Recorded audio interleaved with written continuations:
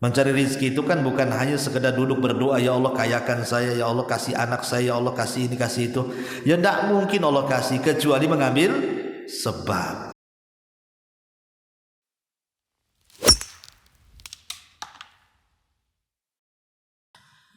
Apa saja amalan-amalan atau perkara-perkara yang bisa mendatangkan rizki dan keberkahannya? Yang pertama, at-taqwa, berusaha untuk bertakwa. Dan takwa artinya menjalankan perintah dan menjauhi larangan, itu secara singkat. Di dalam surah At-Talaq ayat 2 sampai 3 Allah mengatakan, "Wa man yattaqillah yaj'al lahu makhraja wa yarzuqhu min haitsu la yahtasib." Barang siapa yang bertakwa kepada Allah Subhanahu wa taala, maka Allah akan carikan setiap kesulitannya jalan keluar, dan Allah akan berikan rizki dari arah yang tidak disangka-sangka. Kenapa kemudian Allah Subhanahu wa taala mengatakan bahwa orang yang bertakwa itu setiap kesulitannya akan diurai dan setiap rizkinya akan dimudahkan, bahkan dari arah yang tidak disangka-sangka lagi, kata Allah. Karena orang yang bertakwa itu, dalam hidupnya melibatkan Allah. Ibu memasukkan Allah ke dalam rumah.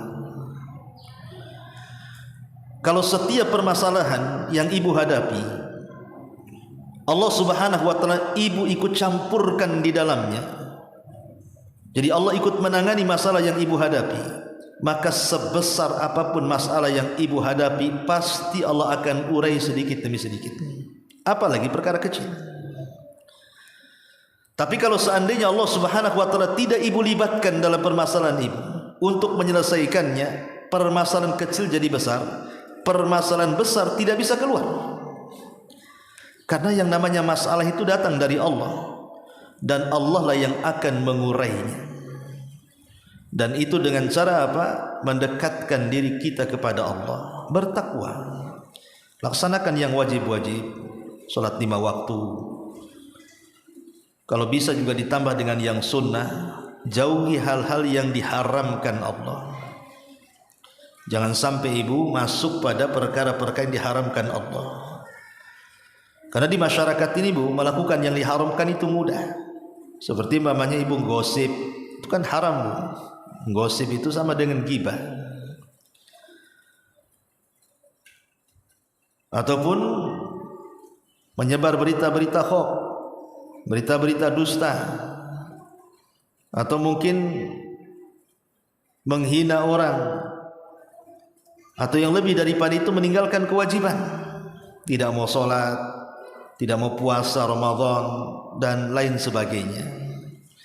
Ini yang pertama, libatkan Allah dalam kehidupan kita dengan cara apa? Bertakwa, laksanakan perintah, jauhi larangan.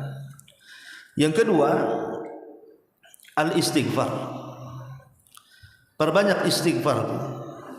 Saya sudah pernah mencoba ini dalam kehidupan saya pribadi, ya. Ketika saya ditimpa masalah yang menurut saya itu susah untuk keluar dari masalah itu, memang pernah saya dapat masalah luar biasa.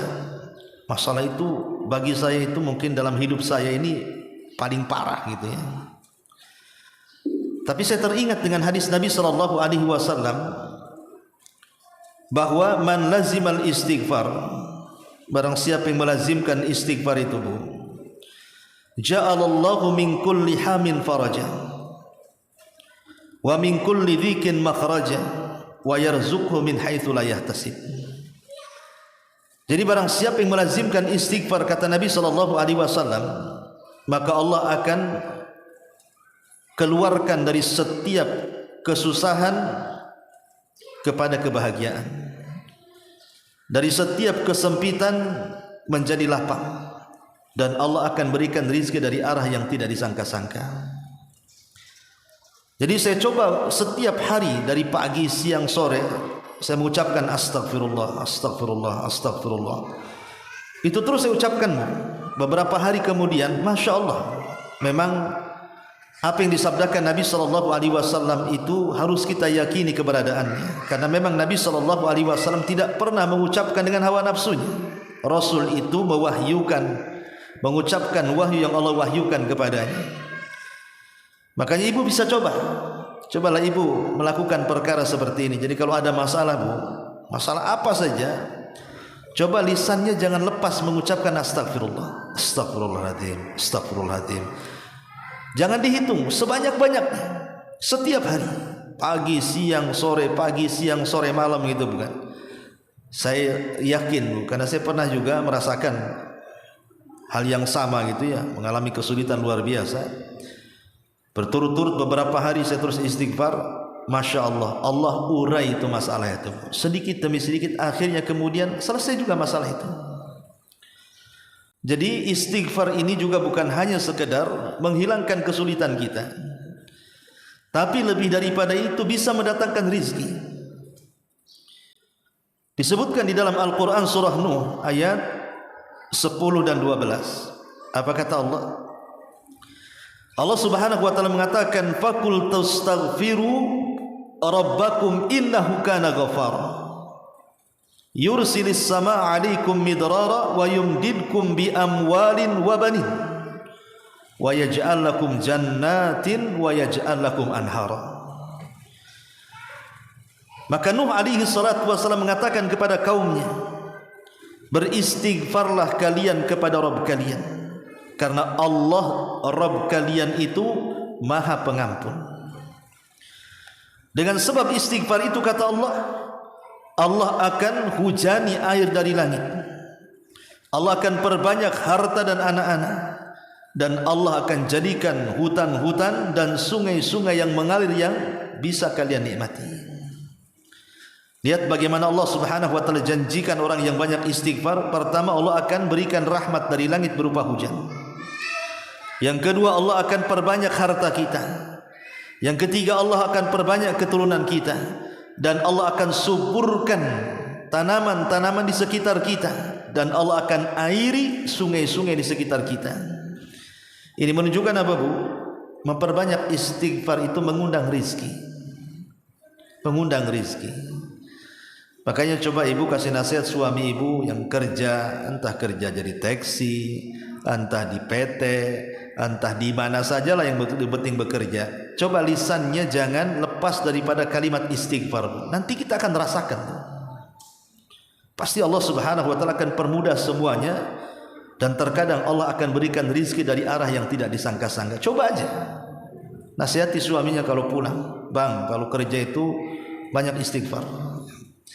Ini yang kedua. Yang ketiga, asyukur, banyak-banyak bersyukur. Karena Allah subhanahu wa ta'ala mengatakan dalam surah Ibrahim ayat 7, Bu, la in ta'adzana rabbukum la in syakartum la azidannakum wa la in kafartum inna adzabi lasyadid. Dan Rabbmu telah mengizinkan kepadamu, jika kalian bersyukur, kata Allah, la in syakartum la azidannakum, pasti Allah subhanahu wa ta'ala akan tambah nikmatnya. Dulu di zaman Bani Israel, Bu, ada 3 orang yang diuji oleh Allah subhanahu wa ta'ala. 3-tiganya berpenyakit.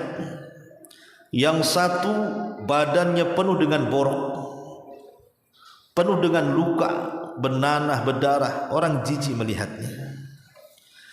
Yang satu pula botak kepalanya, penuh dengan luka-luka, nanah-nanah, darah-darah di kepalanya, dan tidak tumbuh satupun rambut. Yang satu pula buta. Jadi ada 3 orang diuji penyakit. Satu kulitnya rusak, satu kepalanya rusak, dan satu matanya rusak. Jadi Allah subhanahu wa ta'ala mengutus malaikat untuk menguji 3 orang ini. Pertama datang kepada orang yang rusak kulitnya, banyak nanah, banyak darah, jijik orang melihatnya, tidak mau dekat kepadanya. Malaikat ini menjelma manusia.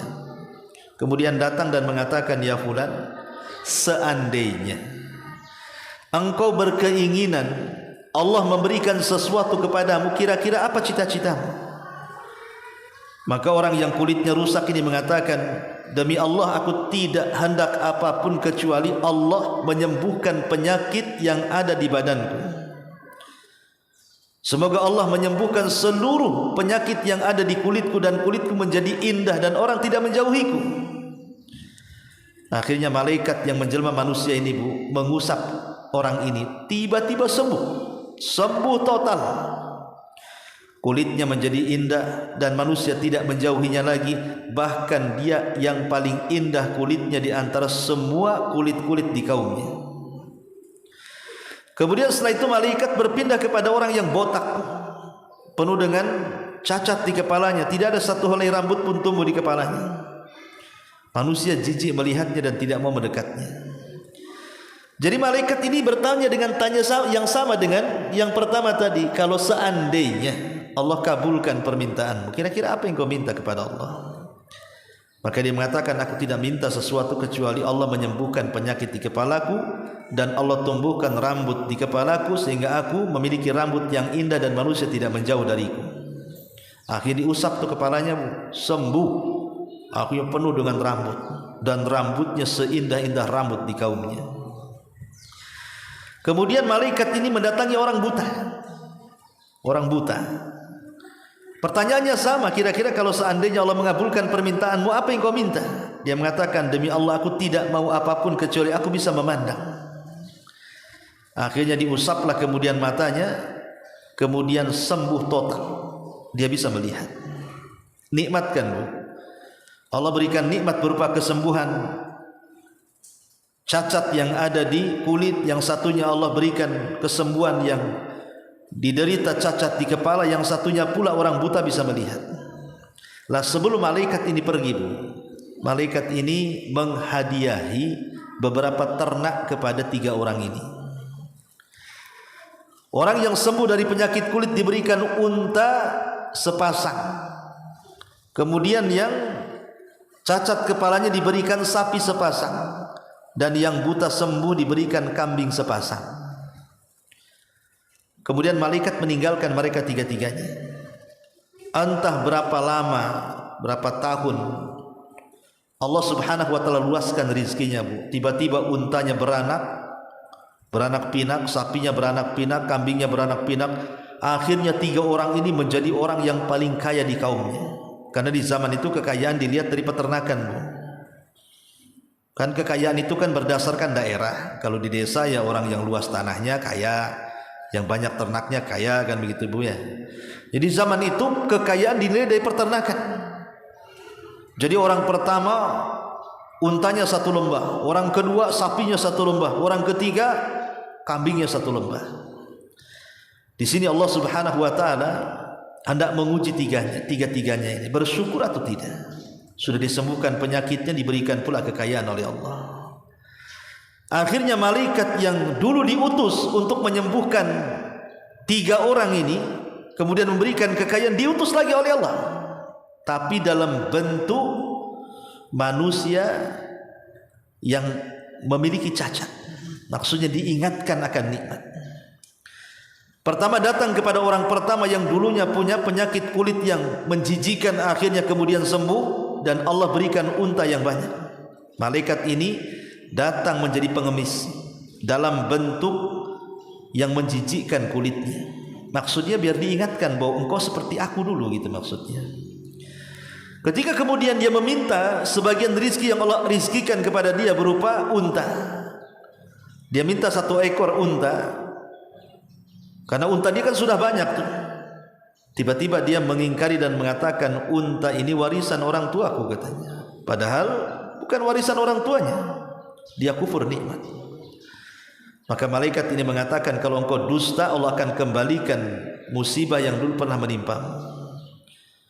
Akhirnya malaikat mengaku, aku ini utusan Allah untuk mengujimu, tapi engkau tidak bersyukur. Akhirnya diusap lagi orang ini, sakit lagi, dan semua untanya mati. Dan balik lagi miskin dan orang-orang menjauhinya, naudzubillah. Kemudian malaikat datang ke orang kedua dalam bentuk kepalanya penuh dengan cacat, supaya dia ingat Bu, dia seperti itu dulu. Sama dia minta sedekah berupa seekor sapi. Tapi kemudian diingkari bahwa ini bukan dari Allah, ini warisan orang tuaku katanya. Maka malaikat ini mengatakan, aku sudah ingatkan kamu, aku ini malaikat utusan Allah. Kalau kau berdusta, Allah kembalikan musibahmu. Akhirnya betul-betul dikembalikan, Bu. Langsung rontok rambutnya, kembali lagi penuh dengan luka, dan semua sapinya meninggal. Miskin lagi, dijauhi lagi manusia, kecuali satu orang yang buta. Malaikat ini datang ke orang buta, kemudian meminta sedekahnya. Tiba-tiba orang buta ini mengatakan, kalau engkau ingin sedekah, ambillah kambingku satu lembah itu, katanya. Karena aku sudah bersyukur dengan bisa melihat, inilah nikmat Allah terbesar dalam kehidupanku. Maka malaikat ngomong bahwa aku adalah malaikat utusan Allah, karena engkau satu-satunya orang yang bersyukur kepada Allah dari nikmat sembuh dan juga nikmat harta, maka Allah akan tetapkan kesembuhanmu dan Allah akan perbanyak hartamu. Itulah Allah Subhanahu wa taala mengatakan, la in syakartum la azidannakum. Kalau engkau bersyukur, akan tambah nikmatnya. Maka pandai-pandailah bersyukur, Bu. Jangan selalu mengeluh. Karena biasanya ibu-ibu ini, maaf, kadang-kadang lisan ini tidak dijaga. Hujan dicela. Kok hujan terus, gak panas-panas, jemuran pula tak kering-kering, katanya. Nanti panas pula dicela, kapan hujan, katanya tak ada air. Itulah ibu-ibu kadang-kadang. Ya, nggak bisa, Bu. Kita nggak boleh mencela matahari. Matahari dicela tetap dia terbit. Hujan dicela tetap dia turun. Panas dicela tetap dia panas. Gak mungkin nurut kepada celaan kita. Itu sudah takdir Allah Azza wa Jalla. Maka nikmati saja. Kalau ada hujan, alhamdulillah, Allah menurunkan rahmatnya kepada kita. Ada panas, alhamdulillah, masih diberikan panas. Di tempat lain hujan terus tidak ada panasnya. Maka pandai-pandailah mengucapkan kalimat alhamdulillah ala kulli hal. Ini yang ketiga. Yang keempat, as-sadaqah, memperbanyak sedekah. Sedekah itu, Bu, gak harus banyak. Kalau memang kemampuan kita tidak bisa banyak, tidak perlu banyak. Tapi biasakan bersedekah. Walaupun hanya 1.000, 2.000 perak gitu kan. Tetapi kalau rutin, itu bisa mendatangkan keajaiban luar biasa. Apalagi sedekah itu ibu sembunyikan, yang tidak ada yang tahu kecuali ibu dengan Allah. Allah Subhanahu wa taala berfirman di dalam Al-Qur'anul Karim, "Qul inna rabbi yabsutur rizqa liman yasha min ibadihi wa yaqdiru lahu wa ma anfaqtum min syai'in fahuwa yukhlifuhu wa huwa khairur raziqin." Katakan, ya Muhammad, sesungguhnya Rabbku dialah yang membentangkan rizki kepada siapa yang dikehendaki, dan dia sudah memberikan kadar-kadar rizki tertentu kepada manusia. Maka siapapun, kata Allah, wa ma anfaqtum min syai'in, apapun yang kalian infakkan dari sesuatu. Sesuatu itu nakirah. Dalam bahasa Arab nakirah itu yufidul umum atau tufidul umum. An-nakiratu tufidul umum. Lafaz nakirah itu memiliki makna umum. Artinya sedikit ataupun banyak. Fahuwa yukhlifu, maka Allah pasti menggantinya. Wa huwa khairu razikin, dan dia sebaik-baik zat yang memberikan rizki. Maka jangan menjadi orang bakhil. Dan sebakhil-bakhilnya orang bakhil, kalau dia tidak supel dalam bertetangga. Sebakhil-bakhilnya orang bakhil itu ketika dia tidak mau menolong tetangganya. Contoh, tetangga datang ke ibu pinjam piring, pinjam gelas, pinjam gas, pinjam alat-alat dapur, kuali, apa semua kan. Mungkin dia ada acara gitu ya. Kemudian ibu bilang, aduh ndak ada, semua kepake. Padahal nggak kepake itu. Jangan kasih. Karena di antara ciri-ciri para pendusta agama atau pendusta hari kebangkitan itu adalah wayamnaunal ma'un, mencegah tetangga-tetangga yang hendak meminjam sesuatu kepada kita, kita cegah. Itu sebakhil-bakhilnya orang bakhil. Ya Bu, ya, kalau di sini ada orang yang seperti itu, oh itu orang paling bakhil itu. Yang seperti itu aja nggak ngasih, cemana pula yang lebih daripada itu. Ya Ustadz, saya sih mau-mau saja minjamin pisau, tapi tak balik pula pisau itu. Kan ada itu tetangganya yang nggak beres itu kan. Ya ibu datanglah, mana pisau yang kemarin dipinjam. Sekarang kan sudah ada handphone, Bu, dipoto biar ada bukti nih. Ya intinya, Bu, jangan ke situ dulu. Ya kalau memang karakter tetangga seperti itu, pinjam-pinjam gak dibalikin, ya cukuplah satu kali kan gitu ya. Ya kalau bisa dinasihati, itu bukan pinjam, nyuri itu namanya. Tapi intinya bahwa jangan bakhil. Ini sedekah ini bisa membuka pintu rizki. Makanya lihat para pedagang, Bu.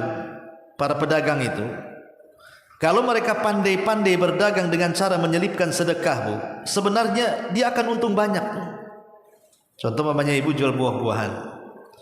Ada orang beli duku 1 kilo, ibu tambah sedikit lah, 1,5 kilo on pokoknya kan. Yang 1 kilo ibu jual, yang 1/2 on ibu sedekahkan. Ini pembeli tidak tahu kalau ibu sedekah 1/2 on itu, tapi Allah tahu.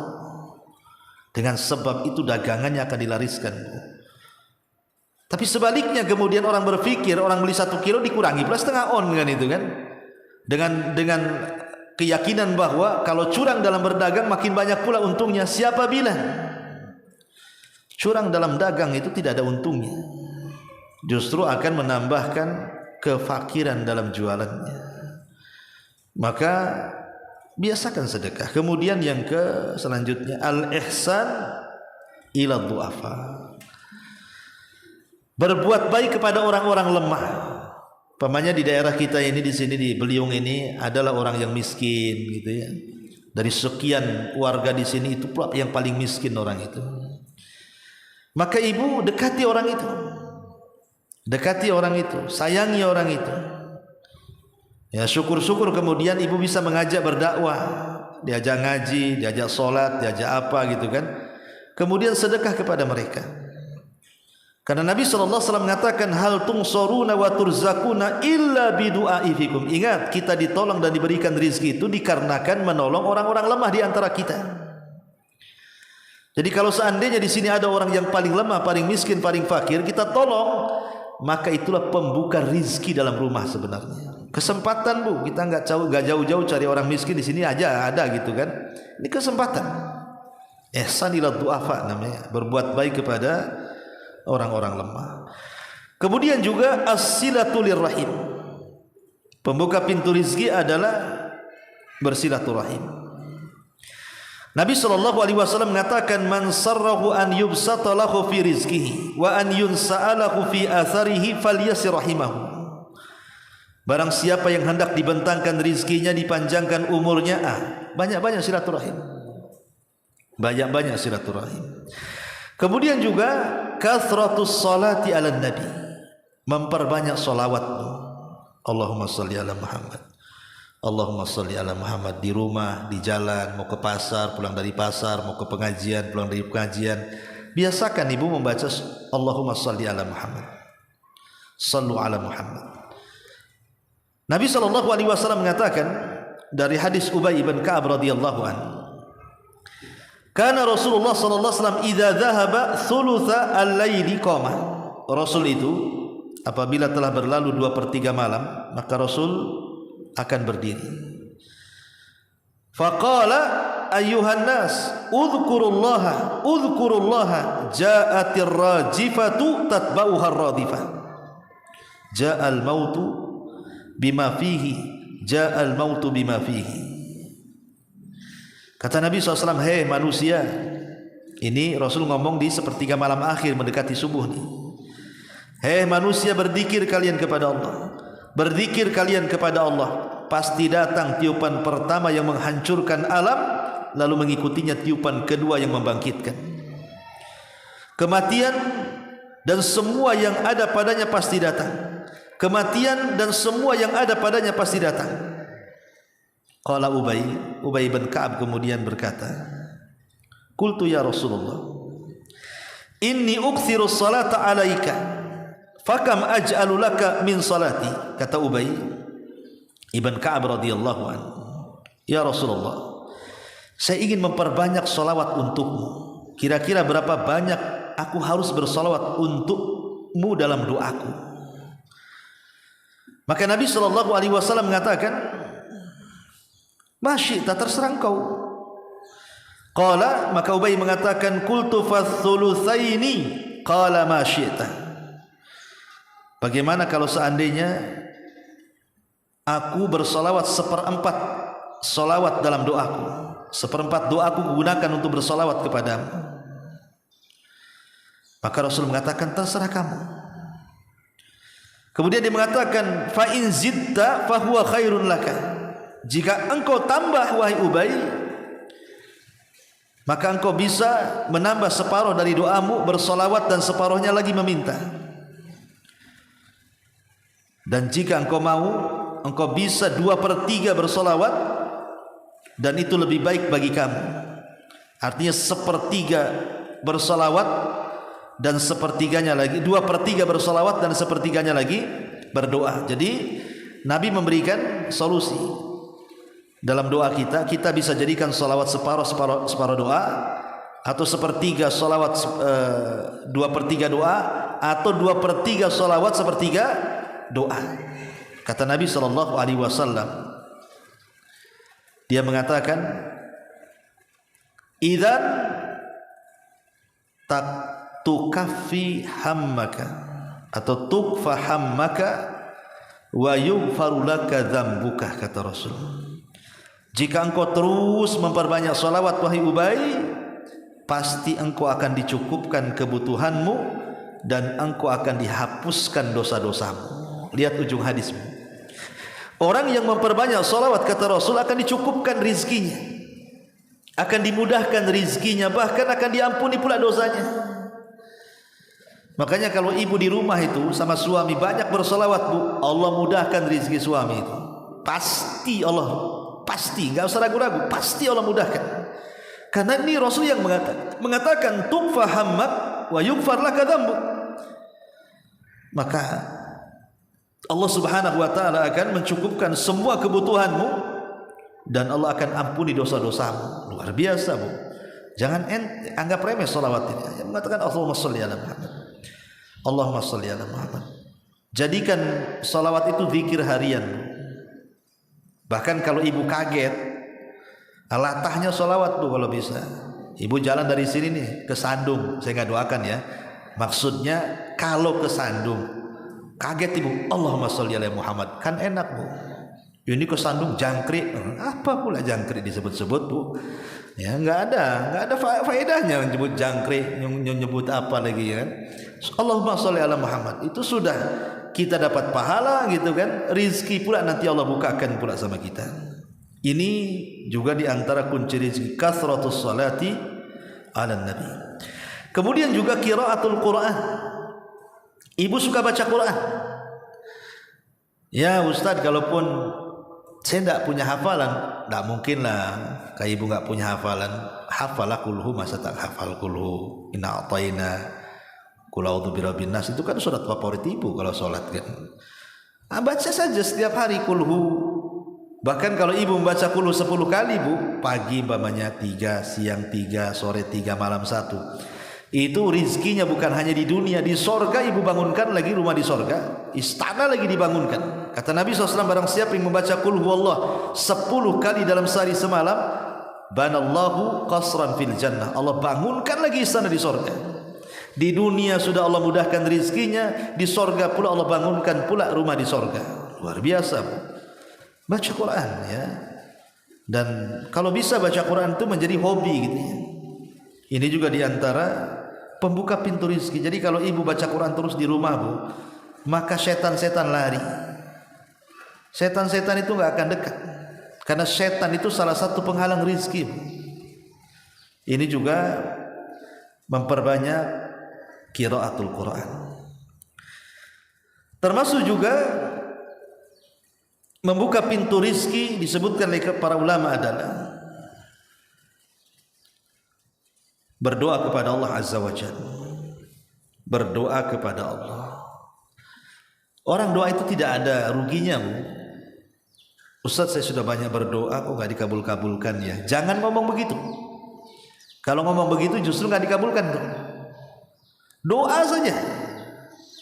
Karena di antara kenapa doa kita tertolak adalah istijal.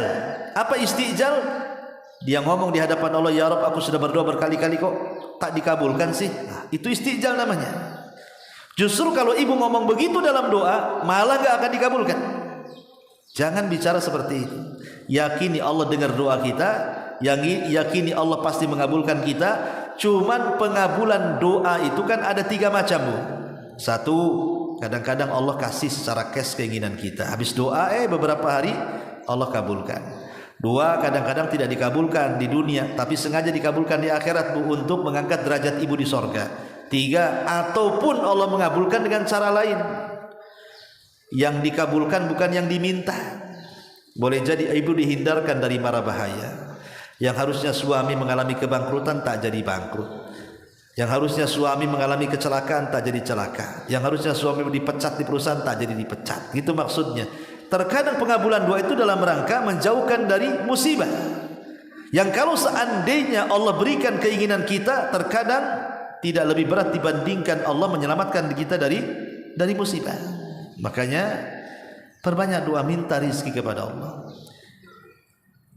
Dan sebaiknya gunakan doa sapu jagat, doa yang menyapu semua doa. Rabbana atina fid dunya hasanah wa fil akhirati hasanah wa qina adzabannar.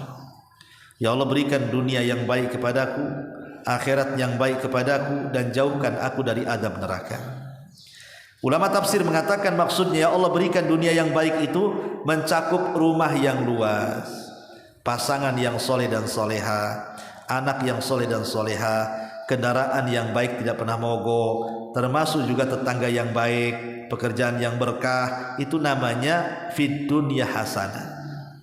Jadi kalau kita mengatakan ya Allah berikan dunia yang baik, berarti mencakup semuanya tuh. Maka jangan ibu malas membaca Rabbana atina fid dunya hasanah wa fil akhirati hasanah wa qina adzabannar. Termasuk juga di antara sebab rizki, ya kalau memang ibu ada uang untuk umroh gitu kan, berangkat. Jangan terpikir nanti kalau umroh ini habis duit saya 30 juta loh Ustaz katanya, apalagi haji bisa 100 tuh. Jangan mikir ke situ, Allah ganti, Bu. Karena Nabi SAW yang mengatakan, fatabi'u bainal haji wal umrati fa innahuma yanfiyanil faqra wa dhul. Ikuti haji dan umrah, karena keduanya bisa menghilangkan kefakiran dan dosa. Jadi nggak akan orang umrah itu fakir, nggak akan orang haji itu fakir, pasti Allah akan ganti. Termasuk juga akhdhu bil asbabil kasbi. Ya tentu mencari rezeki itu kan bukan hanya sekedar duduk berdoa, ya Allah kayakan saya, ya Allah kasih anak saya, ya Allah kasih ini kasih itu. Ya tidak mungkin Allah kasih kecuali mengambil sebab. Sebabnya apa? Ya cari keluar, bilang sama suami kerja, nanti Allah kasih kemudahan di jalan. Ya jadi mencari sebab. Ya sebab ini ya bekerja. Bagaimana caranya? Berdagang, berniaga, jadi kuli bangunan, jadi supir taksi, jadi jualan apa kayak kan? Ya, insya Allah siapapun yang berazam keluar rumah dalam rangka menafkahi keluarganya dengan nafkah yang halal, Allah mudahkan rizkinya di jalan. Apalagi dia bertawakal, betul-betul bertawakal kepada Allah, pasti Allah akan kasih rizki seperti Allah memberikan rizki burung yang keluar dari sangkarnya, sedang lapar pulang pula sudah kenyang. Kata Rasul, lau antum tatawakkaluna 'ala Allah haqqa tawakkuli la ruziktum kama yurzaqut tayr yaghdu imasan wa taruhu bitanan. Kata Rasul, kalau kalian bertawakal, betul-betul bertawakal kepada Allah, berdoa dan mencari sebab, maka kalian akan diberikan rizki seperti Allah berikan rizki kepada burung keluar lapar pulang pula kenyang sudah ngasih makan anak-anaknya. Ma'asyiral muslimin, muslimat yang dimuliakan Allah Azza wa Jalla, yang terakhir tentunya pernikahan. Jadi kalau ibu sudah punya anak, waktunya sudah menikah, sudah dewasa, nikahkan. Karena itu sebab rizki. Menikah itu sebab rizki.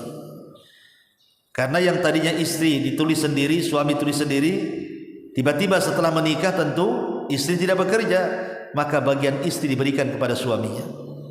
Kemudian punya anak lagi, nanti anak diberikan kepada keluarganya, dan begitu seterusnya. Inilah diantara perkara-perkara yang bisa membuka rizki kita.